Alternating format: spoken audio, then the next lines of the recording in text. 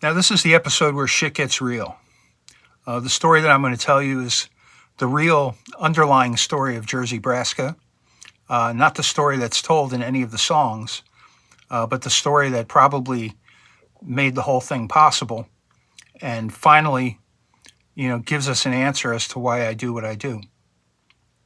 The story has four main characters: Bruce Springsteen, my father, myself, and Elvis Presley.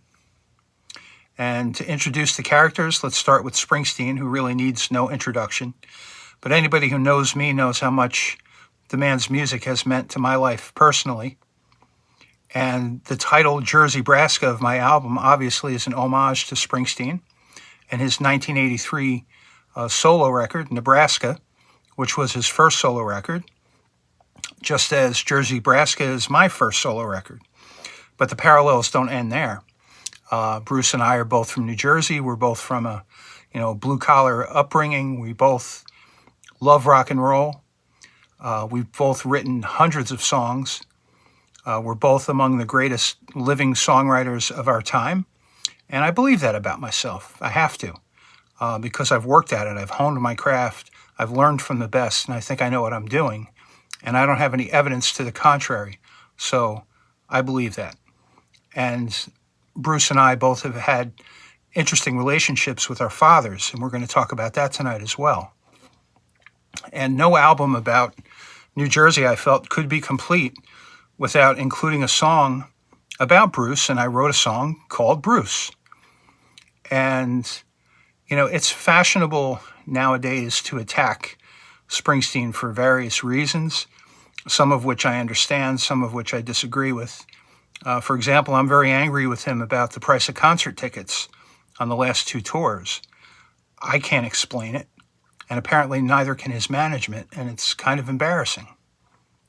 But I can't unhear the music that I've heard all these years, and I can't unscrew what's been instilled in me by that music, and I can't unfeel the feelings that it made me feel. So I owe a debt to Springsteen for what he has given me, and I felt the need to defend him in my song against people that confuse his empathy for other people and situations, and even his patriotism, for something as trivial as politics, and to defend him against the kind of people that would, have a knee-jerk reaction against him in the same way that they would have a reflex response to pulling a voting lever. So that one's for you, Bruce. I hope you hear it someday, and I hope to meet you again, like I did all those years ago at the Stone Pony. That's character number one. Now let's talk about my father. My father, Arthur II, who everybody called Archie, after Archie Moore, the famous boxer, who my grandfather, who was also a boxer, Arthur number one, knew him, and a lot of the other old-timers allegedly sparred with Jack Dempsey. And I come from a lineage of tough guys, it seems. And my father was a tough guy. He was a leftover greaser from the 50s, and he was a cop. But he was also my hero, and I could see in his heart that, a lot of people go into the police force because they are tough guys, and that's all they know how to do is be tough, and they like having that power. But you could tell my dad was different. He really cared about people, and he was the kind of cop that, would pull over a drunk driver, tell him not to do it again, drive him home, and leave his car on the side of the road. And I've heard people tell me that story about that happening personally to them, with my father. But he also had a tragic flaw. He was a hard drinker, and, when he was liquored up, he was a different person. I can still smell the vodka vapors hitting my face when he would be yelling at me about something. And I could still feel his punch, which I felt on a couple of occasions. And I spent a lot of time as a very young child in taverns, witnessing the very best of mankind, and then having to go home and lie to my mother about where we'd been, even though I knew and she knew what the truth was. It was a hard thing to go through, but for all that stuff, we just accepted it as part of who he was, and we could live with it until we couldn't anymore. Eventually, he was dismissed from the police force for drinking on the job. He lost his pension. He lost his benefits. He put us all in a very tough spot. And I remember the day one of his cop friends came over the house and very politely, very undramatically, made sure that every gun in the house was confiscated. And I wasn't stupid. I knew what that meant, and I knew how bad things had become, not just for us, but for my father himself. And as a young teenager in a small town where everybody knows everybody else's business, it's not the kind of thing that I wanted to deal with, but I had to. We all did. Now, my father went to rehab, and he came out, and he never touched alcohol again the rest of his life. And we got to re-know the good person that he was. And although he died an unfair death, he developed dementia at the age of 60 and was gone by the age of 61. He died leaving this planet with his pride and dignity intact, and more importantly, the pride and love of his family intact. And that's really all a man can hope to accomplish at the end of the game. But I'd like to, not that I'd like to, but I want to rewind, back to the bad times for a second.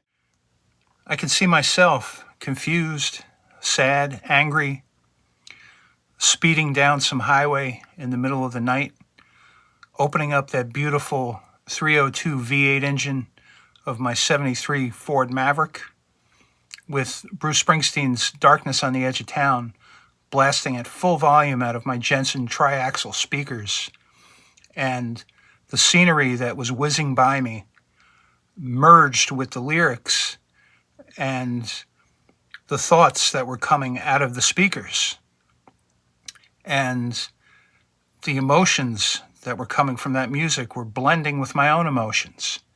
And it was an immersive experience, and it was cathartic.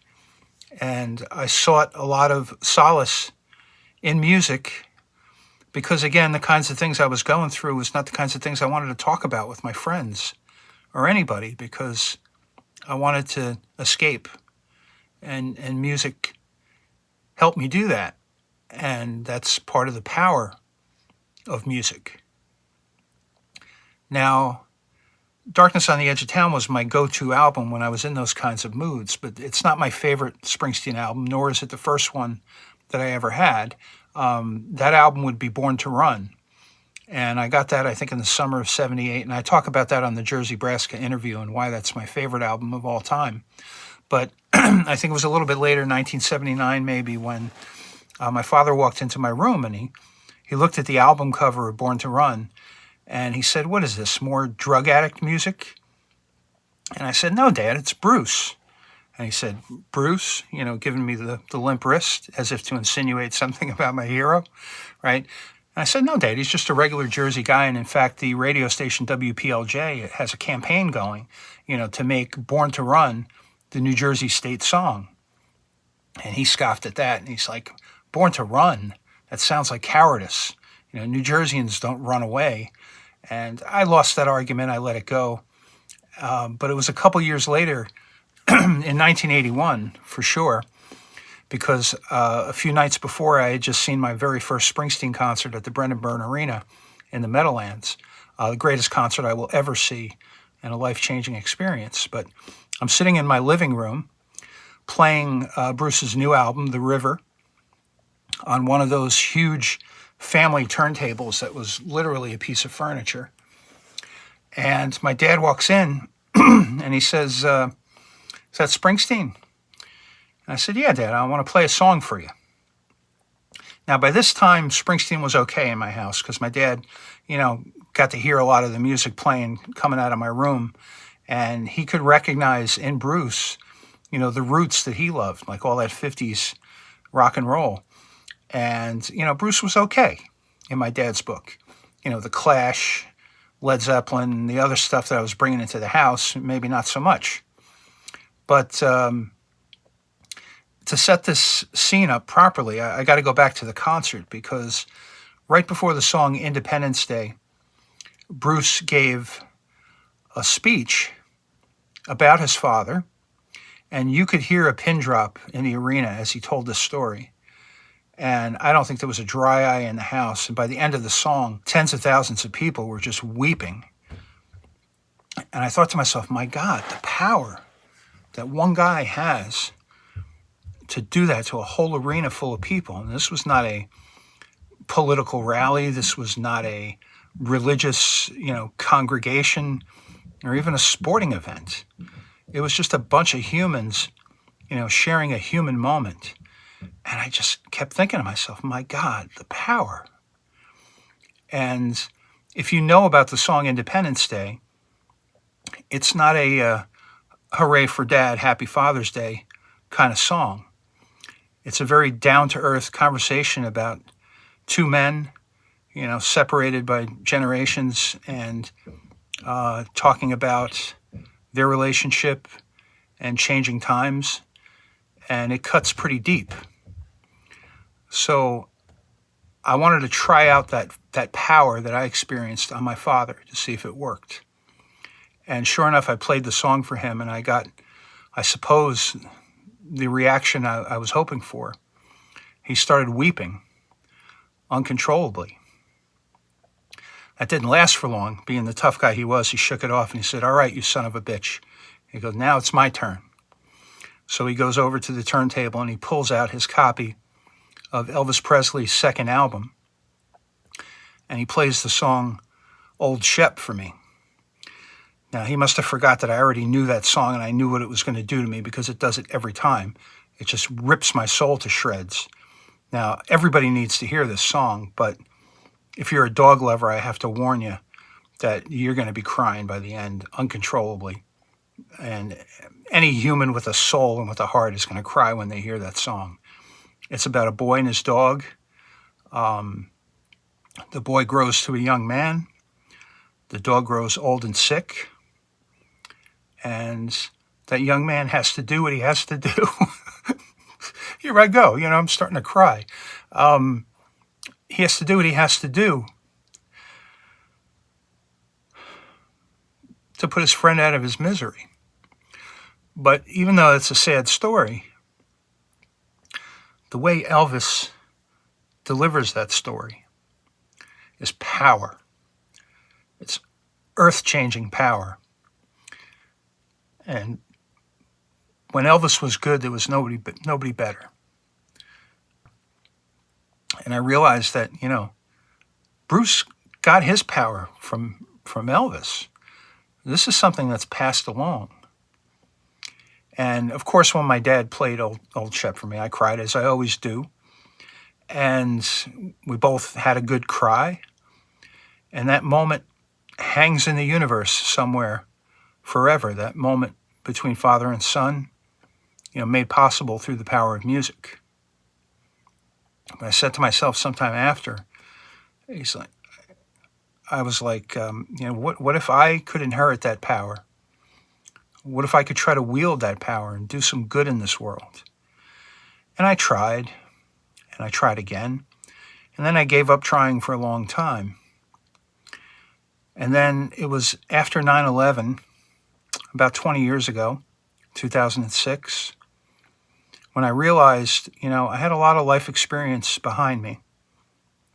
I'd gotten better playing the guitar. I was noticing things about the world and about my country that other people didn't seem to be noticing. And I was predicting things that might happen that eventually did kind of come true. So I had a lot to say, and I thought, well, maybe this is my moment. Maybe this is my moment where I take that power and I create something that means something. And so I started that 20-year journey where year after year I'd come out with something new and just get more ignored and more lost, but I couldn't stop. So now we have to answer the question, why? Why did I keep going? So the story I told you basically is the underlying story of Jerseybraska. And it's why the record exists. and why that I fought for it harder than any other record that I've ever made, and why I hope my bandmates understand that I felt I had to do it by myself. No slight against them. I look very much forward to doing the next record with 68 AD. But, all this, doesn't quite answer the question of why I do this and why I keep going. But as I replayed this story in my head, before recording, the answer did hit me. You see, somewhere out there's a kid who's confused, sad, angry, speeding down some dark highway, and he needs the right album or the right song at the right time. Something maybe just to cheer him up. Or maybe something that says, hey kid, I've been there, you're going to be okay.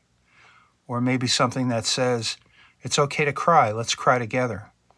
Or it's okay to be angry, let's get our anger out in this song so that we don't do something stupid in the real world. Maybe he just needs something that's real, that's authentic, that comes from someplace he can relate to, that no AI in a million years can ever replicate, something human. Maybe he just needs a musical hug. He needs that power of music to help him get through whatever he's going through. And I know that kid is out there, and I'm trying to reach him, and I want to help him, because that's the least I can do in honor of all of those that have done the same for me through the power of music. And that's why I keep doing what I'm doing, and why I will keep doing what I'm doing. Thank you for listening. We've got one more episode to go, and then I'm going to drop this album, and we'll see what happens next. So be well. God bless you. Thanks, everyone. Bye.